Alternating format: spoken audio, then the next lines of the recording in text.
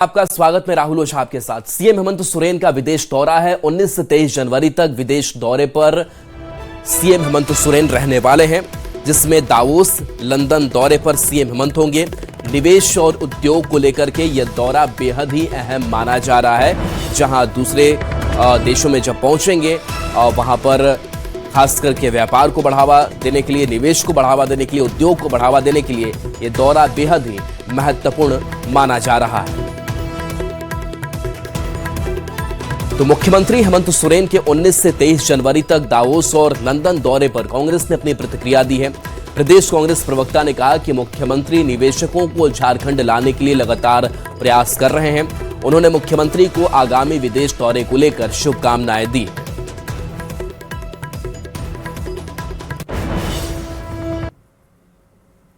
निवेश आय, इसको लेकर के माननीय मुख्यमंत्री हेमंत सोरेन जी गंभीर हैं। पिछले स्पेन दौरे पर भी उन्होंने राज्य में इन्वेस्टमेंट को लेकर के प्रयास किया और आने वाले 19 तारीख को लंदन दौरे पर जा रहे हैं। उनको शुभकामना देते हैं, उनका जो प्रयास है वो सफल हो। एक वातावरण तैयार करने का प्रयास हो रहा है राज्य के अंदर कि उद्योगपति और इन्वेस्टर यहाँ आए। और साहिबगंज से बड़ी खबर, जहां देर रात भीषण आग लग गई, 15 घर पूरी तरह से जलकर खाक हो गए। लाखों की संपत्ति का नुकसान हुआ है। अलाव के कारण आग लगने की आशंका है। घटना के बाद इलाके में अफरा तफरी मची है। घंटों बाद ग्रामीणों ने इस आग पर काबू पाया। घटना में जानमाल की हानि नहीं हुई है। राधानगर थाना क्षेत्र का यह मामला सामने आया है, जहां 15 घर पूरी तरह से जलकर खाक हो गए। तस्वीरें देखिए। अलाव के कारण आग लगने की आशंका जताई जा रही है। काफी कड़ी मशक्कत के बाद से इस आग पर काबू पाया जा सका, लेकिन तब तक बहुत नुकसान हो चुका था।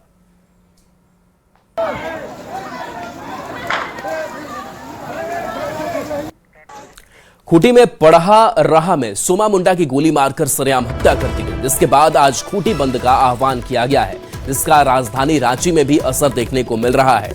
आदिवासी समाज के लोगों ने घटना के विरोध में नगड़ी थाना क्षेत्र जाम कर दिया और जल्द ही आरोपियों की गिरफ्तारी की मांग की है। वहीं पुलिस मौके पर पहुंचकर लोगों को समझाने बुझाने में जुटी है। ज्यादा जानकारी दे रहे हैं संवाददाता ओम प्रकाश। घटनाओं का और समाज के लोगों का हत्या ये बहुत निंदनीय है। इसलिए हम लोग आज उसको गिरफ्तारी जल्दी हो, उसका तुरंत अभिलंब हो गिरफ्तारी, और उस परिवार को न्याय मिले। कहा कि हम लोग आज शांतिपूर्ण हम लोग ये बंद यहाँ के 22 पढ़ा के नेतृत्व में हमारा बंद किया गया था। खूंटी में सोमा मुंडा की गोली मारकर हत्या कर दी गई, जिसे लेकर आज खूंटी बंद का आह्वान किया गया है, जिसका असर राजधानी रांची में भी नजर आ रहा है। बता दें कि नगड़ी थाना क्षेत्र स्थित जो मार्ग है उसे यहां पर लोगों ने ब्लॉक कर दिया है, कि जो कि लोधमा की तरफ जाता है। देख सकते हैं काफ़ी संख्या में लोग जो हैं वो यहां पर जमे हैं और आरोपियों की गिरफ्तारी की मांग जो है वो की जा रही है। खासतौर से बात करें तो जो आरोपी है जिनके द्वारा ये पूरी घटना को अंजाम दिया गया, उन आरोपियों की गिरफ्तारी के साथ साथ पीड़ित परिवार को मुआवजा दिया जाए, इसकी मांग जो है वो समाज के तमाम लोगों के द्वारा रखी जा रही है। और खासतौर से कहा जा रहा है कि जिस तरह से इस तरह की घटनाएं बढ़ी हैं, आपराधिक घटनाओं में इजाफा हो रहा है, उससे लोगों में आक्रोश जो है वो जाहिर तौर पर देखने को मिल रहा है। और यही वजह है कि प्रशासन फिलहाल लोगों से वार्ता कर रही है ताकि आवागमन जो है वो सामान्य हो सके। लेकिन फिलहाल जो लोग हैं वो यहाँ पर मौजूद हैं और लोगों में आक्रोश भी है।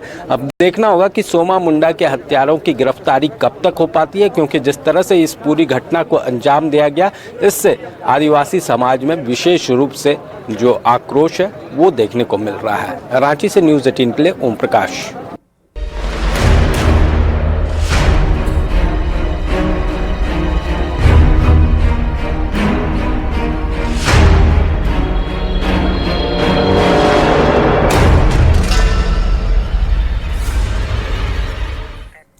और चाईबासा से बड़ी खबर है, जहां हाथी का कहर लगातार जारी है। हाथी के हमले से 7 जनवरी को एक महिला और एक बच्चा गंभीर रूप से घायल हुआ था। घायल महिला की इलाज के दौरान मौत हो गई, जबकि बच्चे की हालत अभी भी गंभीर है और उसका सदर अस्पताल में इलाज चल रहा है। बता दें कि पिछले 7 दिन में हाथी 17 लोगों को मौत के घाट उतार चुका है। हाथी को काबू करने के लिए पश्चिम बंगाल, ओडिशा, नई दिल्ली की स्पेशल टीम कोशिश कर रही है, लेकिन अभी तक हाथी को कोई भी ट्रैक नहीं कर पाया है। तो देखिए, गंभीर हालत में इलाज चल रहा है और हाथी का कहर लगातार जारी है। 7 दिन बीत गए और इस 7 दिनों में 17 लोगों की जान अब तक जा चुकी है। 7 घायल बताए जा रहे हैं। जो घायल हैं और उनका इलाज जो है अस्पताल में चल रहा है। दूसरी तरफ रेस्क्यू भी नहीं किया जा सका है और इस हाथी के हमले को रोकने में अब जो टीमें पहुंची हुई है वो भी नाकाम साबित हो रही है। लोगों में दहशत का माहौल है कि ना जाने आने वाले दिनों में और कितनों की जान जाएगी। लोग रतजगा करने को मजबूर हैं। इसके साथ साथ लोगों से सावधानी, सतर्कता बरतने की भी अपील लगातार प्रशासन की तरफ से की जा रही है।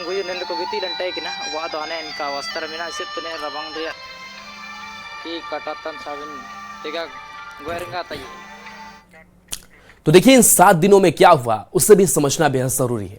तो 7 दिन बीते हैं और इन 7 दिनों में 17 मौत हो चुकी है। 7 लोग अभी भी घायल हैं जिनका इलाज अलग अलग अस्पतालों में चल रहा है। वहीं देखिए, 1 जनवरी को मुफस्सिल और टोटो क्षेत्र में 3 ग्रामीणों की मौत हो जाती है। हाथी के हमले से 2 ग्रामीण घायल हो गए। वहीं 2 जनवरी को गोइलकेरा क्षेत्र के साइतवा में एक बच्चे की जान हाथी ने ले ली। एक बच्ची को गंभीर रूप से घायल किया।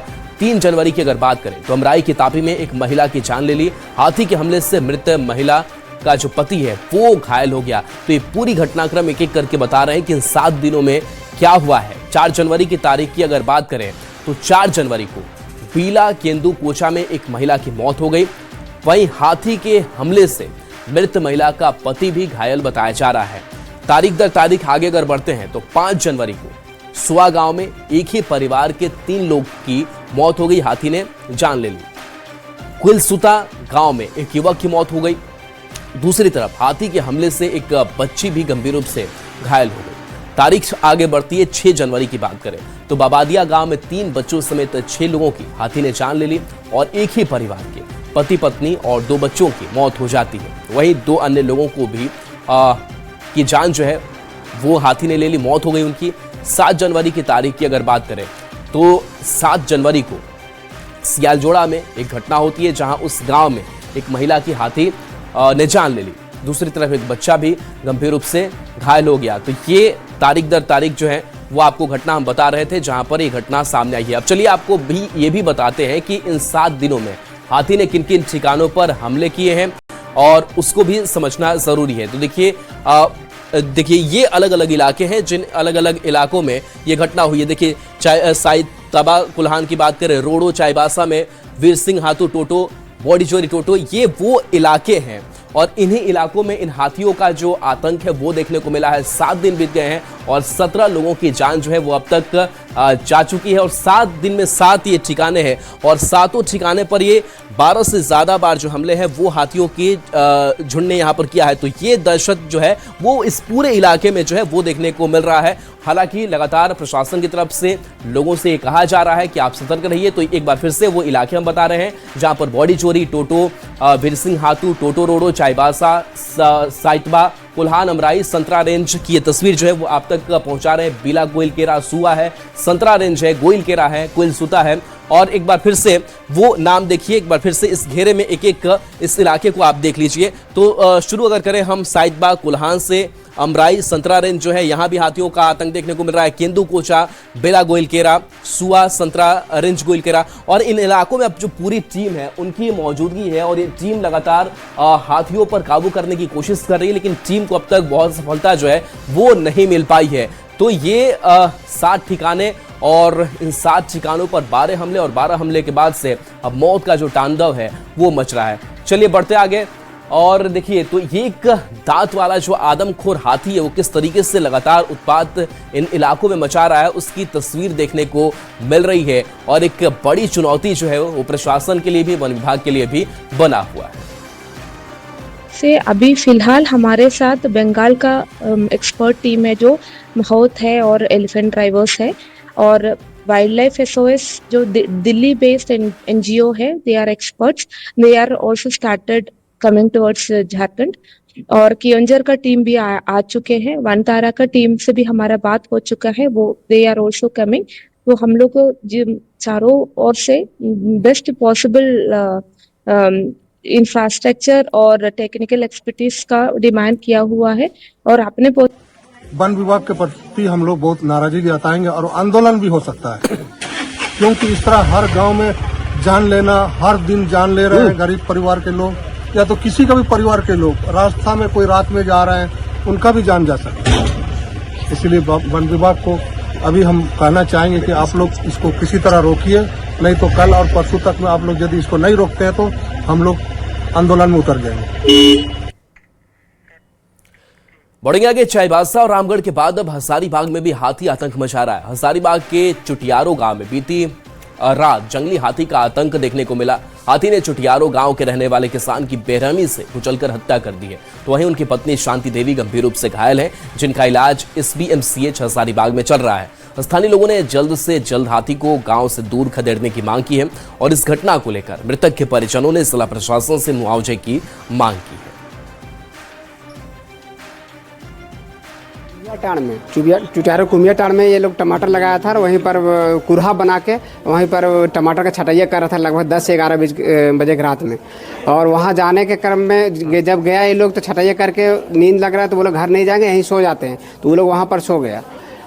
जैसे सोया वैसे ही हाथी आया और उन लोग पर हमला कर दिया। और हमला करने के बाद मेरा चाचा को वहीं पर दबा दिया, ब्लड आने लगा कान नाक से और वहीं पर मौत हो गई मेरे चाचा को। और चाची पूरा बुरी तरह से घायल है। उनको हम लोग फ़ोन आया फिर हम लोग पास, तो हम लोग 11:15 बजे गए और वहाँ से फिर सदर अस्पताल लेके आए। और मेरा बहन जो है वो अभी सदर अस्पताल में भर्ती हैं और हमें अनुरोध है, आग्रह है कि उनका जो मुआवजा होता है वो जल्द से जल्द दे। रामगढ़ में भी हाथियों के झुंड ने उत्पात मचाया हुआ है। हाथी के उत्पात से आलू के किसान परेशान है। 20 दिसंबर से 18 हाथियों का झुंड रामगढ़ वन क्षेत्र के कांकेबार और काचू दाग में उत्पात मचा रहा है और आलू की खेती को नुकसान पहुंचा रहा है। किसानों के मुताबिक कर्ज लेकर आलू की खेती की थी, लेकिन हाथियों के झुंड ने उनकी मेहनत पर पानी फेर दिया। हाथियों का झुंड देर शाम होते ही गांव में घुस जाता है और फसलों को नुकसान पहुंचाता है। वन विभाग की टीम अभी तक मुआवजा नहीं दे पा रही है और ना ही हाथियों को भगाने के लिए कोई पहल हो रही है। पूरा एकदम रौंद दे रहा है तो और एकदम खा के चल जाता है, ऊँटक फाटक देता है एकदम बारी को, एकदम आलू बारी को, हाँ आलू बारी को कर देता है। सरसों है, सरसों के भी गोटे गिन देता है। नुकसान बहुत हुआ है, बहुत नुकसान कर रहा है। तो कर्जा लेके किए हैं? हाँ कर्जा लेके किए हैं। दिसंबर से रात में कोहरा आ रहा है, कोहरा आने के बाद हाथी भी घुस जा रहा है, आलू को भी नुकसान पहुंचा रहा है। रात में लोग डर के आग जला के रहते हैं, बैठे रहते हैं। आलू का खेती पूरा बर्बाद कर दिया, पूरा बर्बाद कर दिया। कोहरा से भी दिक्कत है। और देखिए राज्य से बड़ी खबर, जहां नगर निकाय चुनाव को लेकर के बैठक चल रही है। 14 जनवरी के बाद अधिसूचना जारी हो सकती है। वीडियो कॉन्फ्रेंसिंग के जरिए ये बैठक हो रही है। राज्य निर्वाचन आयोग और अधिकारी की बैठक है। बैठक में राज्य के गृह सचिव, जिला आयुक्त शामिल है। पुलिस अधीक्षक सहित वरिष्ठ अधिकारी भी इस बैठक में मौजूद है। तो वीडियो कॉन्फ्रेंसिंग के जरिए ये बैठक हो रही है। नगर निकाय चुनाव कराया जाना है और इसी को लेकर के ये बेहद ही महत्वपूर्ण बैठक, जिसमें गृह सचिव, जिला आयुक्त भी शामिल हो रहे हैं। इसके साथ साथ पुलिस अधीक्षक सहित वरिष्ठ अधिकारी भी इस बैठक में मौजूद हैं। तो राज्य में नगर निकाय चुनाव की तैयारी जोरों पर है। वहीं दूसरी ओर इस चुनाव के टलने की अटकलें भी तेज हो गई है।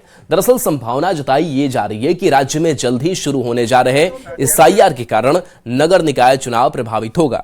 अगर निर्वाचन आयोग इसकी घोषणा कर देता है तो संवैधानिक रूप से नगर निकाय चुनाव पर ग्रहण लगना तय माना जा रहा है।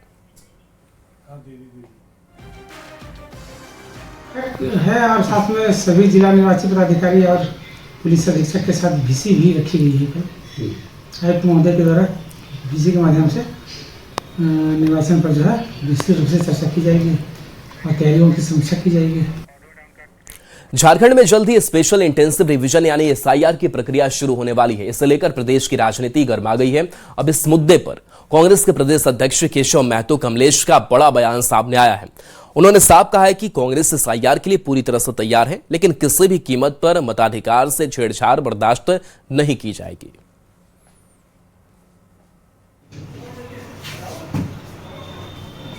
के लिए हम लोग भी तैयार हैं। कोई हमारा जेन्युइन आदमी छूटे नहीं और गलत आदमी जुटे नहीं। और जो यहाँ के नागरिक हैं बराबर जो मताधिकार का प्रयोग करते हैं, संवैधानिक जिनका अपना अधिकार है, वह किसी तरह दांव पेंच में भाजपा के इशारे पर काटने का काम नहीं करे। जैसे आपका बिहार में हुआ और कई स्टेटों में इस तरह की बातें हुई है, हम लोग उसका विरोध करेंगे और हमारे उसके लिए बीएलए सब जगह तैयार रहेंगे।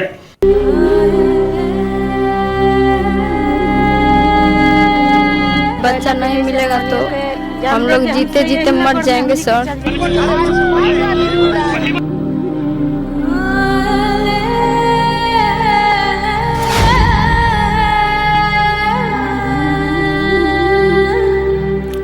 और रांची से बड़ी खबर है, जहां धुरवा से लापता बच्चे का सुराग अब तक नहीं मिल पाया। झारखंड हाई कोर्ट ने अब संज्ञान लिया है।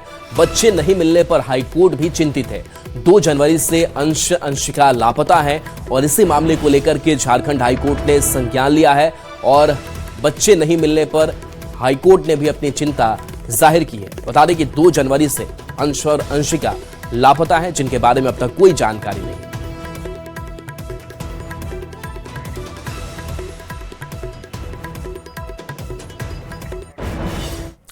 तो 2 जनवरी से धुरवा थाना क्षेत्र से अंश और अंशिका लापता है, जिस कारण पूरी राज्य चिंतित है। लेकिन बच्चों के लापता होने के मामले में पुलिस की कार्यशैली पर विपक्ष सवाल उठा रहा है। बीजेपी ने पुलिस की कार्यशैली पर सवाल उठाते हुए कहा कि इस मामले को लेकर पुलिस संवेदनशील नजर नहीं आ रही है। सरकार को इस मामले पर कुछ सख्त कदम उठाने चाहिए। वहीं सत्ताधारी दल ने परिवार के साथ संवेदना जताते हुए कहा कि पुलिस जल्द ही बच्चों को खोज लाएगी। पुलिस में जरा सा भी संवेदना नाम की चीज है या नहीं है? लॉ एंड ऑर्डर की स्थिति तो खराब है। राजधानी में दिन दहाड़े हत्या, लूट, बलात्कार, तरह तरह की घटनाएं होती है। यहाँ पर आप देखेंगे कि हमारे पुलिस के लोग सिर्फ उगाही में व्यस्त है। इन्हें उन 2 बच्चों के प्रति जरा सा भी संवेदनशीलता नहीं है। 2 बच्चे गायब हैं, लेकिन मुझे पूरी उम्मीद है रांची पुलिस प्रशासन सक्षम है। तहकीकात चल रही है, बहुत जगह छापेमारियां चल रही हैं। पुलिस की टीम एक विशेष दल गठित कर, और मुझे लगता है इस राज्य से बाहर भी कई जगह पुलिस की टीम गई हुई है। तो मैं उम्मीद करता हूं बहुत जल्द सकुशल बरामदगी बच्चों की होगी। हमें ये लगता है कि प्रशासन को थोड़ी संजीदगी दिखानी चाहिए, क्योंकि राज्य में संजीदगी पूर्ण सरकारें काम कर रही है, तो प्रशासन को भी संजीदगी के साथ आम जनमानस की सुरक्षा का ख्याल रखना चाहिए। खबर गिरिडीह से है, जहां एक बड़ा हादसा होते होते टल गया है। कर्माटांड के आगे स्थित पुल के पास एक ट्रैक्टर अनियंत्रित होकर पलट गया, जिससे ट्रैक्टर चालक इंजन के नीचे दब गया। स्थानीय लोगों की तत्परता से जेसीबी मशीन मंगवाई गई और करीब 3 घंटे बाद चालक को सुरक्षित बाहर निकाला गया। घायल चालक को बेहतर इलाज के लिए जमुई लाया गया है। बता दें कि ट्रैक्टर बिहार से ईंट टूटकर झारखंड गया और वापस लौटने के दौरान ये दुर्घटना हो गई। तो ये तस्वीर आपको दिखा रहे हैं, जहां पर देखिए ट्रक के नीचे कैसे चालक फंसा रहा और 3 घंटे बीत गए, जिसके बाद से सुरक्षित इसे निकाला गया, इसका रेस्क्यू किया जा सका। बता दें कि स्थानीय लोगों ने भी काफी मदद की, जिसके बाद से जेसीबी मशीन मंगवाई गई और 3 घंटे के बाद से चालक को सुरक्षित यहां से बाहर निकाला गया। घायल चालक को बेहतर इलाज के लिए जमुई लाया गया है। हाथ ना दबिए, हाथ ना खींचिए, गाड़ी में तैयार लेकर निकलिए। डॉक्टर हमारी दिखाते रहिए।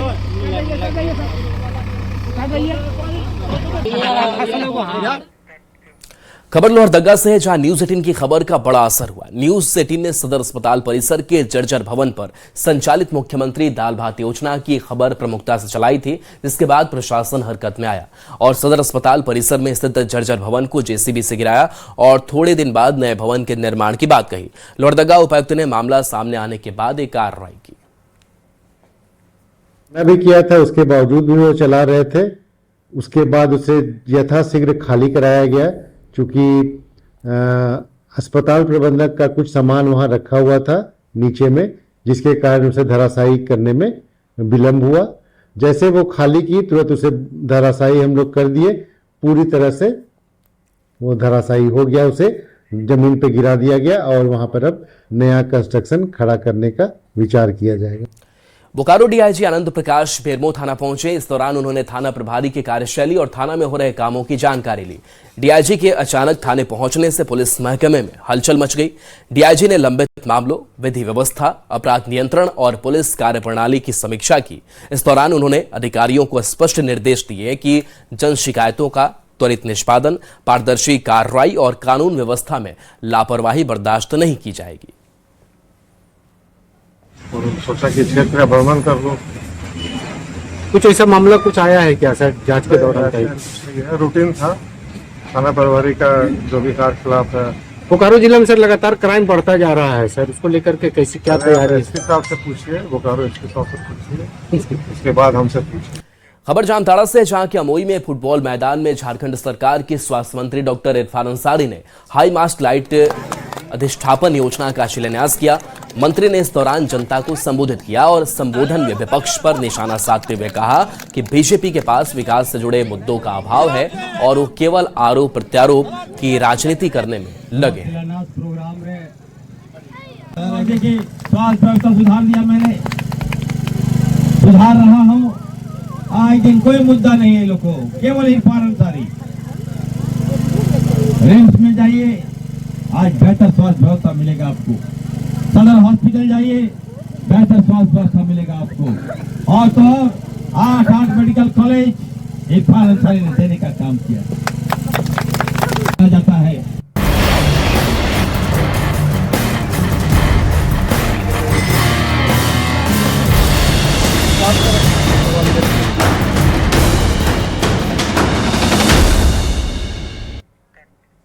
शीतलहर और कुहासे के कारण पूरा झारखंड कांप रहा है। बुधवार को खूंटी समेत 4 जिलों में न्यूनतम तापमान 5 डिग्री के नीचे पहुंच गया।